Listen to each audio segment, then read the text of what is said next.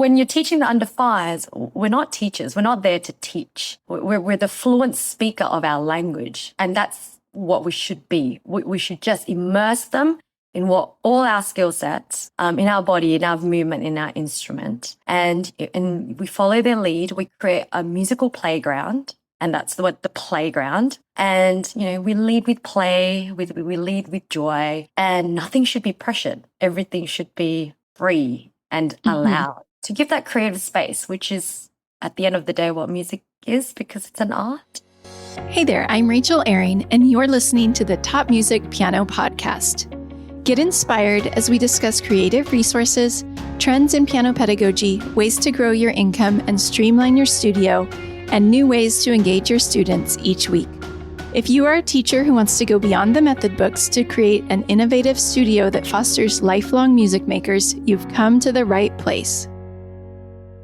Hello there, piano teachers. Thank you so much for being here today. I think you're going to love this episode with Laura. Laura is actually part of the Top Music team, and she recently spearheaded the organization for the TopMusicLive event that took place in Sydney in April. So I thought it would be fun to have her come on the show and share about the event and her perspective of it and what she gleaned during those 2 days. She was also a speaker at the event, and she spoke on her favorite topic of teaching preschool age students. So we actually start this conversation there with talking about why she loves that age so much and how teachers can create meaningful lessons and classes for their youngest learners. Make sure you listen to the end of the episode because we have a special offer for you to get all the benefits from the Top Music Live conference, even if you weren't able to travel to Australia to experience it in person. Here's a little bit about Laura. Laura Kahar doesn't just teach music. She redefines how it's experienced. Founder of Music and Me in Sydney, Australia, she brings over 20 years of music education to designing creative, connected music learning ecosystems. She trains educators globally and consults across studios and early childhood centers, shifting how music is taught and creating learning that truly connects. When not immersed in music education, you'll find her chasing waves around the world and adventuring through life with her son. Here's my interview with Laura. Hi, Laura. Welcome to the show. I am so glad that you're here with me today. I can't wait to talk with you and get to know you a little bit. But before we start, can you introduce yourself and tell us what you do? Sure. Thank you so much for having me, first of all. I've just watched all your podcasts and they're absolutely inspiring. So I'm really thrilled to be here. My name is Laura Kahar. I live in Sydney on this big, beautiful island called Australia, down in the southern part of the world. I am an educator. I am a trainer, a music education architect, and I'm a founder of Music and Me.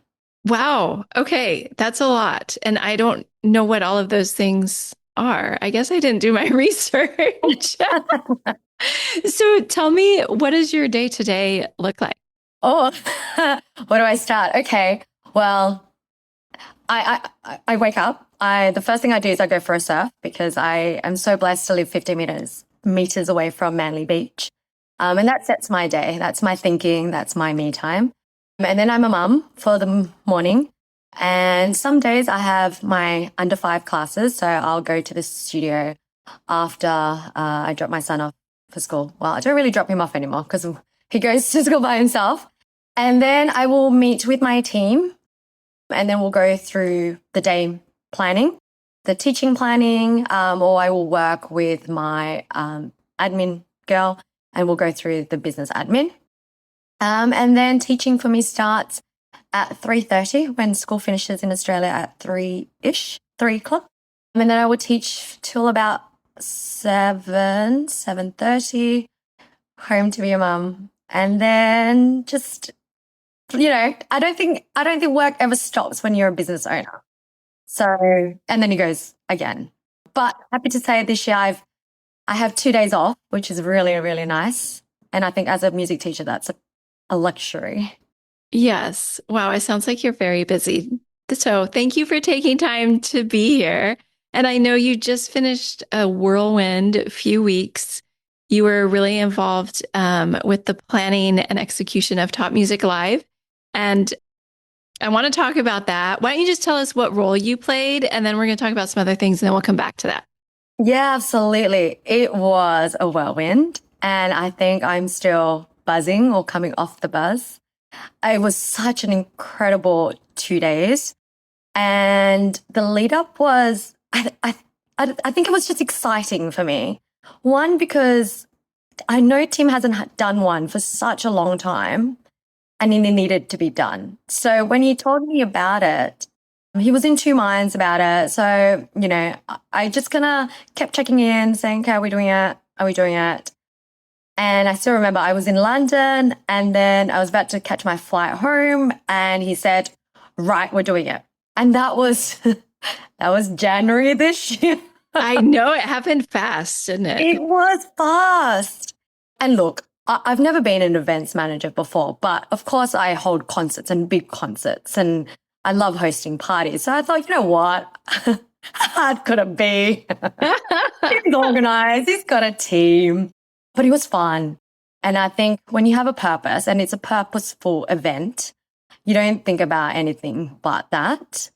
So I had the privilege to put together the whole event and help Tim make it come to life. I'm so blessed that he made it in Sydney because it's my home ground.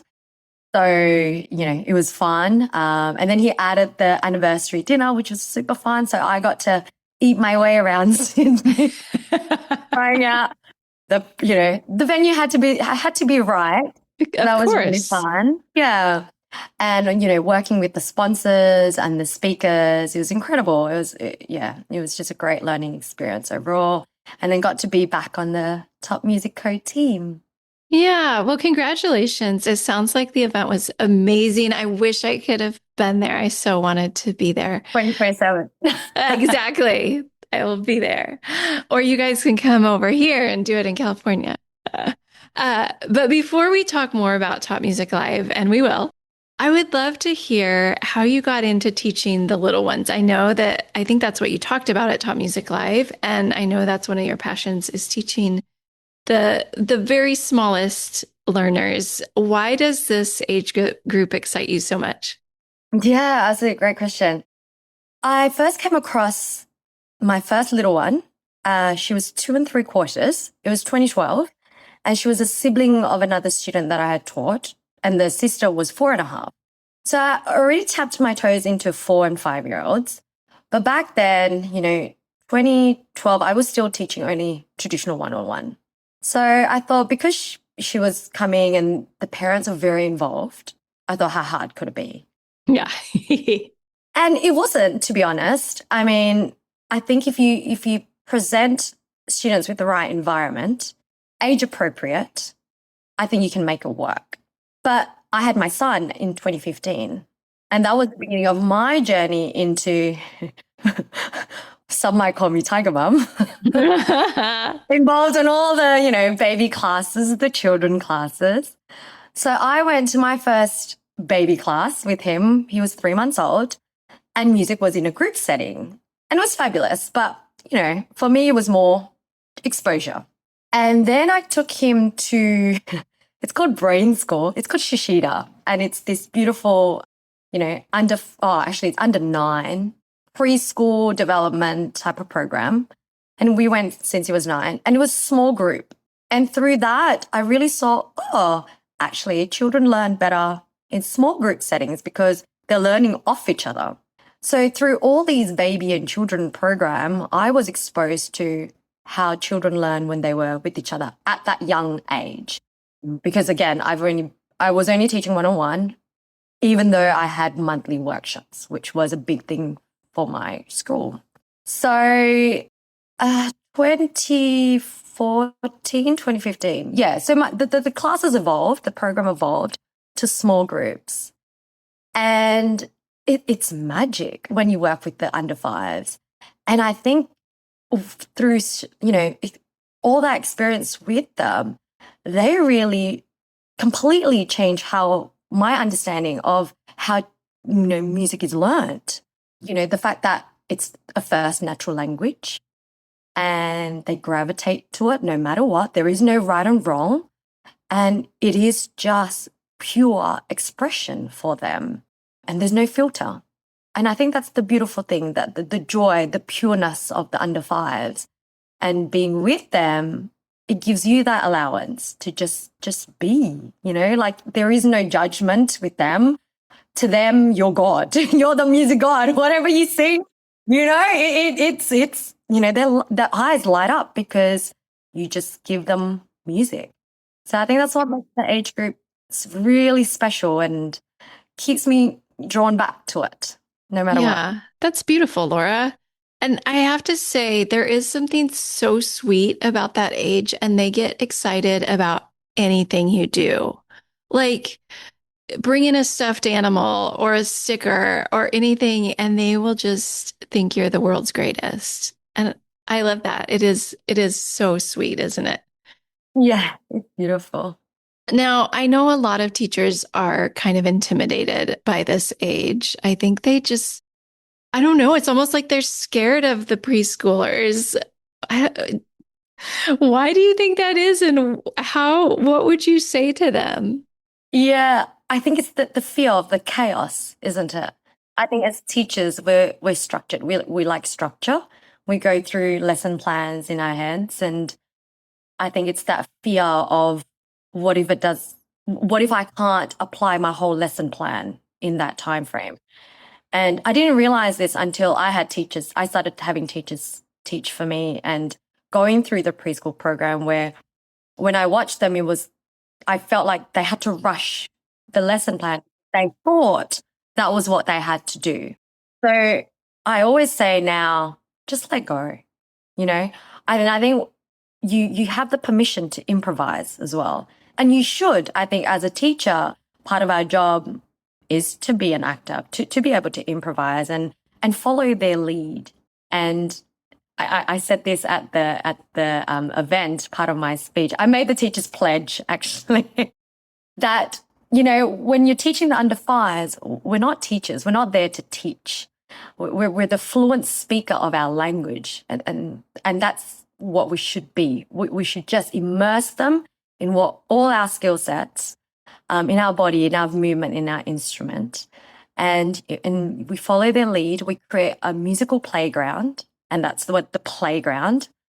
And, we lead with play, we lead with joy, and nothing should be pressured. Everything should be free and allowed. Mm-hmm. To give that creative space, which is at the end of the day what music is, because it's an art. Yeah. And I think we have to have completely different expectations, and we have to completely change our mindset about what growth and success looks like. How do you think about that with the little ones? Like, what does progress look like? What does growth look like with them? I think being mothers or parents, I think we understand more. We measure more in milestones, right? Because, I'm sure you remember the first year of everything was milestone, milestone, milestone, milestone. I think we should also take away that expectations. I think it's really all about planting seeds. I had my preschool classes this morning, and it was fascinating because we've just been on a 2-week holiday and we've come back, and one of the activities we do, and a lot of my teaching is very much inspired by Dr. Edward Gordon, the music learning theory, which I think is fabulous for the under fives. So we were exchanging patterns. So we have a bean bag, and they'll whisper a little pattern, like a melodic pattern, like bum, bum, bum. And they were sitting opposite each other, and they were passing patterns to each other. I remember, we did this maybe last term, and there was no structure in the patterns. It was just like, blah, blah, blah, blah, like they were just singing freely. And today, without any instruction, of course, I gave the first 2, and then I passed it on to them. They were singing short 4-beat patterns, like equal, and they were exchanging it. And that was that moment. It was like, wow, like it happened, didn't push, didn't bang. 4 months, it happened. And I think it's those little achievements, and suddenly the seeds will come out of nowhere, out of your surprise. And that's why I think the small group is a must. When you have a piano involved, because our classes have a piano involved, I know there's plenty of general music classes that are still beautiful, but big group classes. But for me, because it's a small group of 4, I'm very, very aware of individual growth still, if that makes sense. Yeah. Can you talk a little about how you incorporate the piano at that age? Yeah, of course. So I think the introduction of the piano is important as the general music class, the general musicianship. And it has to go hand in hand, introduced in the right order. So my students get introduced to Mr. K, who is my quiet upright. And from day one, I tell them, and how I introduce it, this is Mr. K, this is my best friend. And it's my best friend because it's my instrument that allows me to express everything that's inside me, all the music that plays around me. How I express it is through my instrument. That's how I choose to express it. So from day dot, my students has that connection that, okay, Miss Laura's friend is the piano. And I openly say to them, yours could be the piano, yours could be the guitar, yours could be, and we'll find that throughout this journey together. So we do a framework. The framework in our curriculum is called HEPO. Again, something I introduced in the talk.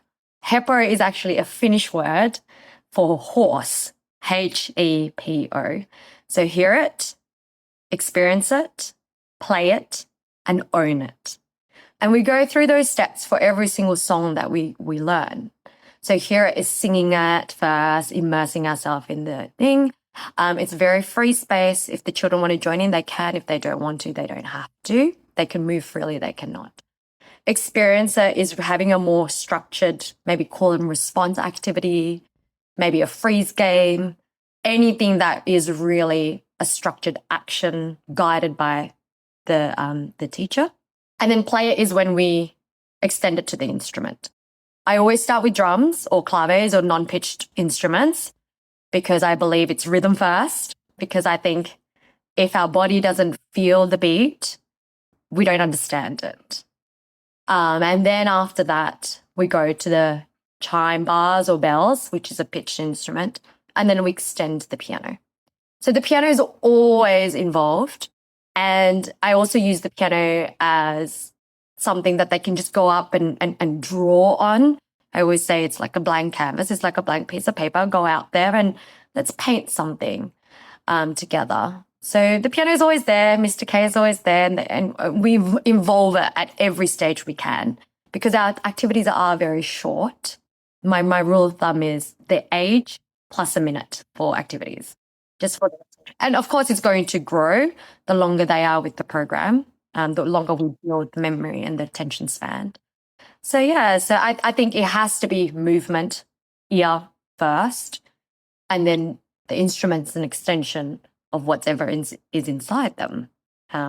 Yeah. Nice. So do all of those steps happen in one class? Like you're going through each of those steps for a song? Is that how kind of your class is structured?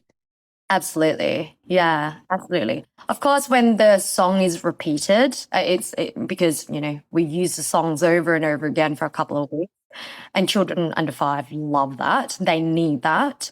We don't have to go through every single step, but when it's something introduced newly, definitely HEPO. And we use HEPO in the older classes as well, even in graded pieces, because you have to hear it first. You need to experience it. Your body needs to understand what it wants to do. Then you play it.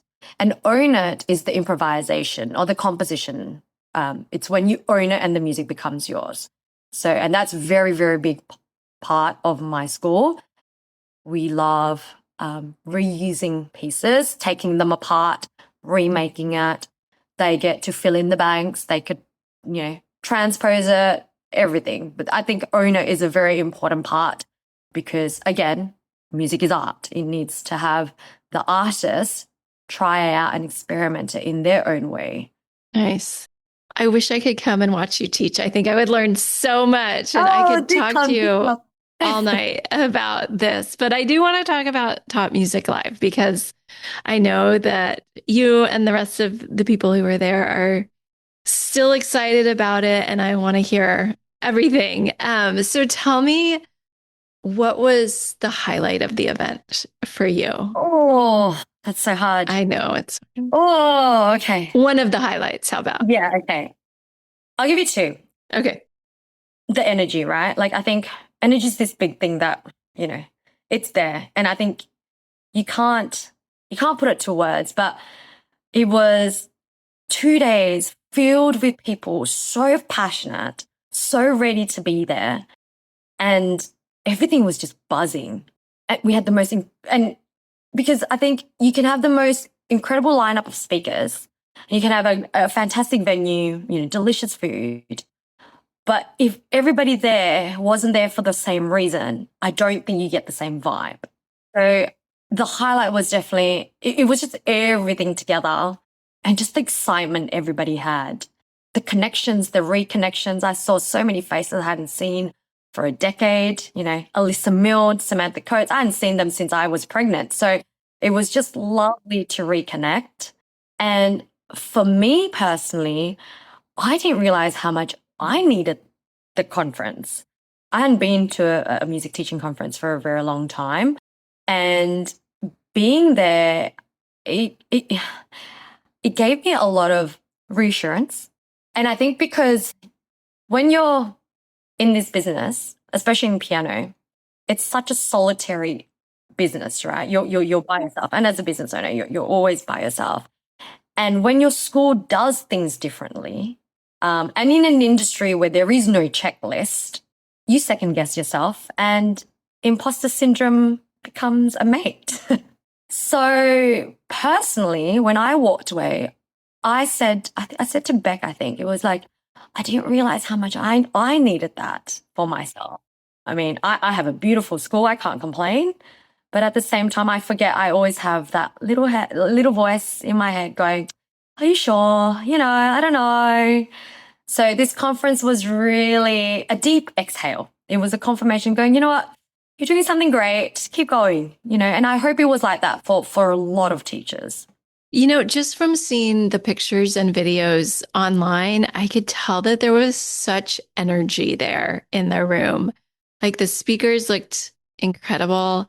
I mean, I'm so jealous that I, I didn't get to be there. But tell me, what's maybe a speaker that stood out to you or a takeaway from a speaker that I'm not gonna make you pick your favorite. Just tell me something that is memorable that you can think of. I think they were all memorable in their own special magic, They brought so much and I just loved every single one of them from start to finish. Dr. Anita Collins, I've loved her work since back in the days. I've followed her since, her very first TED Talk before she had Bigger, Better Brains. So, and I love brain and psychology. So for me, that was just a natural, gravitation. And she's just incredible. She's so laid back. She's just, even when she finished her speech, it was just like on the dot, an hour. It was just like, yep, I'm like, she was incredible. And every time she speaks, it's just food for thought. She makes you go away thinking more, wanting to dive in more, wanting to investigate more.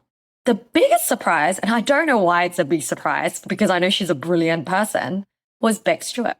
Because I've known Beck from Top Music and I've worked with Beck, so I know what a beautiful human being she is. But I've never seen her in her element as an educator. And boy, did that girl bring the crowd. She was phenomenal on stage and her jam sessions were just so effective and powerful and easy to implement. And of course, I resonated a lot to me because she teaches in groups as well, being a Yamaha teacher and having that training. But it was lovely to be able to see her in action. But yeah, they were all incredible though. But I'm sure. Don't tell I won't make you anyone. pick. I won't. Why do you think something like this is so important for teachers? I know you've kind of alluded to it that you needed it personally, but why do you think it's important to have conferences like this? Oh, where do you even start? One, the connection, the community. I think there's something special about community. It makes you feel like you belong.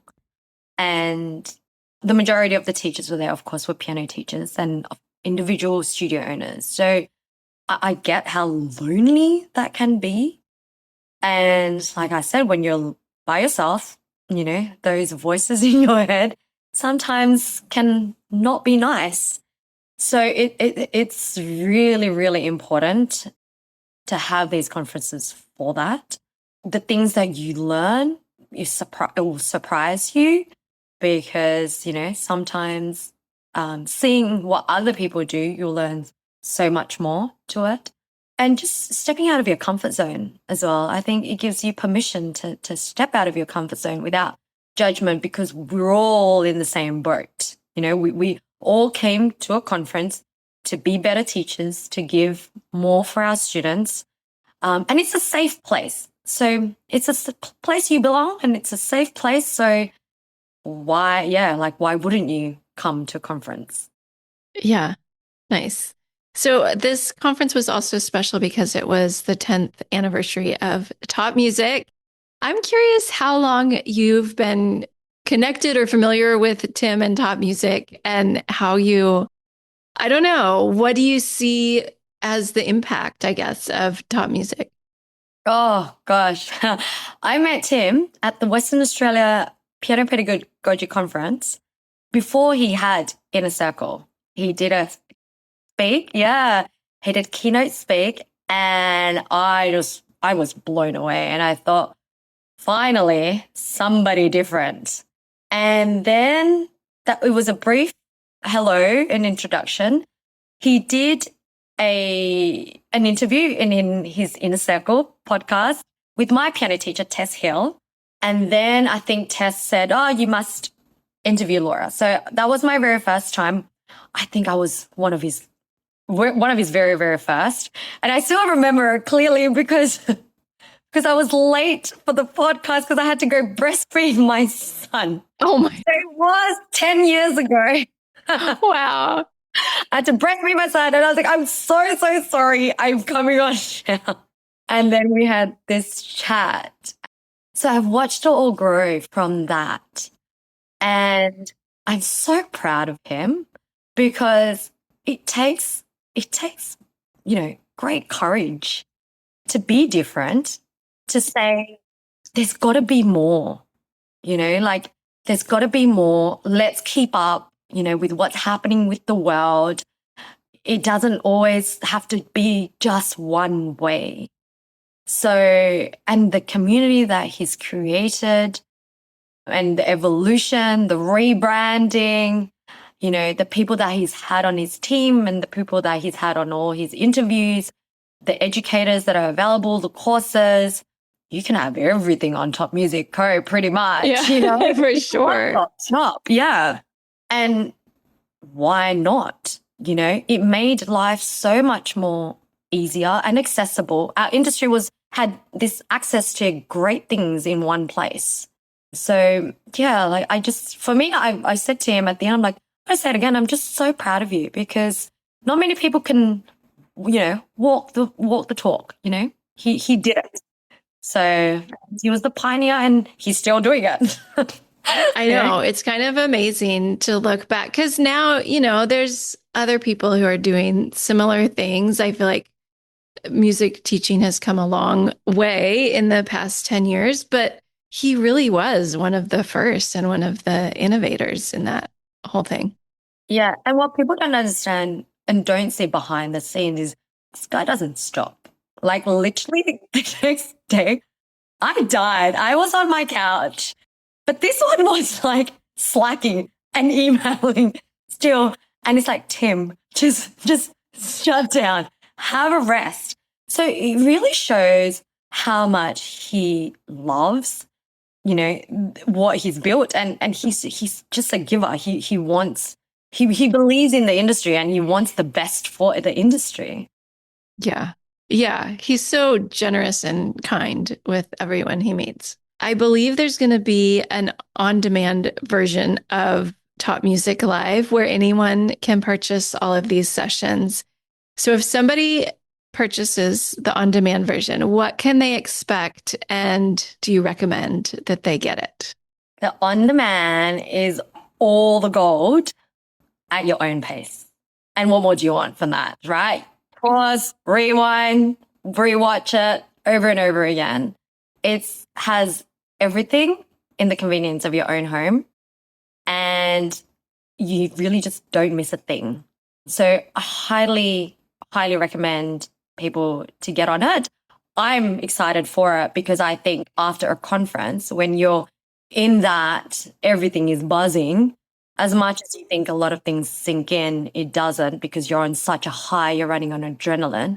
So I'm so excited to be on it, to get with my cup of tea, I'll be rewatching and taking notes, going through it again and what it was all about. So please, if you can, get on it. It's just absolute gold. And, to have all the incredible speakers that we did was just... It was a crazy lineup, huh? It was like, it was phenomenal. Anita Collins, we had Mark Matthews, who his compositions we were all just, grooving to all the blues.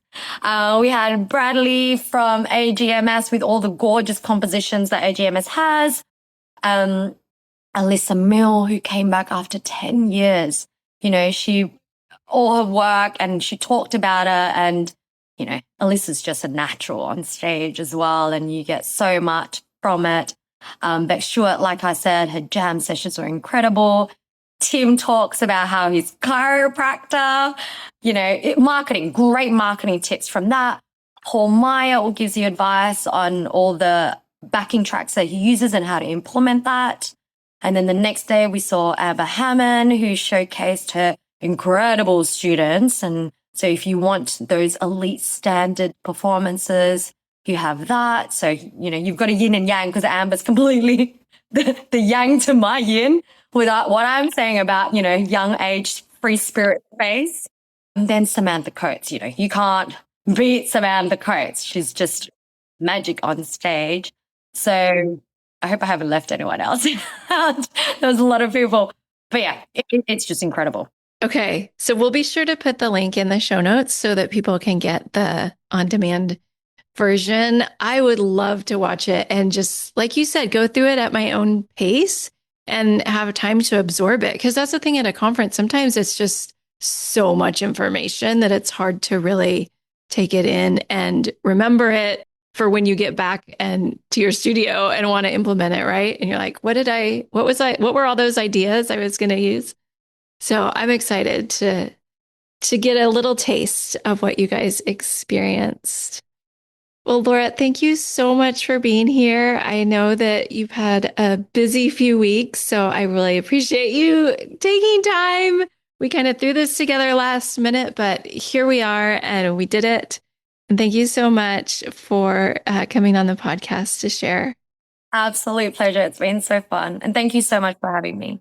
And I didn't ask you, if people want to follow you or find out more about you, where can they find you? Yeah, of course. And they can find me on Instagram. It's called @PocketMusicMama. Pocket, because I'm pocket size. I'm really small. You'll see it in the videos. You'll see my chunky heels. And then you'll be like, okay, I get why she calls herself Pocket. But it's Pocket Music Mama, MAMA, on Instagram, where you can see what I do, my ranting, where I share some ideas and just an insight of life as a music educator in Sydney. And we can see your surfing pictures. Oh, that's yeah. my favorite part. Yeah, you'll see surfing and golfing, actually. I know. All right. Well, thank you, Laura, for being here. It was so fun talking with you today. You too, Rachel. Thanks for having me. I hope that you enjoyed this interview with Laura. Like we mentioned, you can get the conference recordings on demand, and right now they are on a special discounted pre-sale price. And if you're a Top Music Pro member, you get 50% off the pre-sale price. So it is a steal right now, and the price will be going up later, so don't wait to order. The link for the replay is topmusic.co/on-demand. Now, I think at the end of last week's show, I said that this week's episode, I was going to be talking with a flute teacher, and then I changed my mind and decided to slip in Laura's episode this week so that you could hear about Top Music Live. So next week on the podcast, I'll be talking with Natalie Simper about entrepreneurship and setting up the business side of your studio. So make sure you come back next week. That's the end of the show for this week. I'm Rachel Ehring, and you've been listening to the Top Music Piano Podcast. I'll talk with you again soon. How do you keep up to date with all the latest trends and research into music education? How do you connect with other teachers around the world and make sure your teaching stays fresh and relevant for students of all ages and stages, both now and into the future? I created our Top Music Pro membership to be the one-stop shop for music teaching resources, training, support and community, and I'd love for you to come and join us inside. With over 40 comprehensive training courses, hundreds of teaching demonstrations and lesson plans, free monthly sheet music, discounts, and all the business and pedagogy support you could ever need, Top Music Pro is the community you've been looking for. If you're ready to level up your learning from the podcast and join thousands of other teachers in our global network, head over to topmusicpro.com today.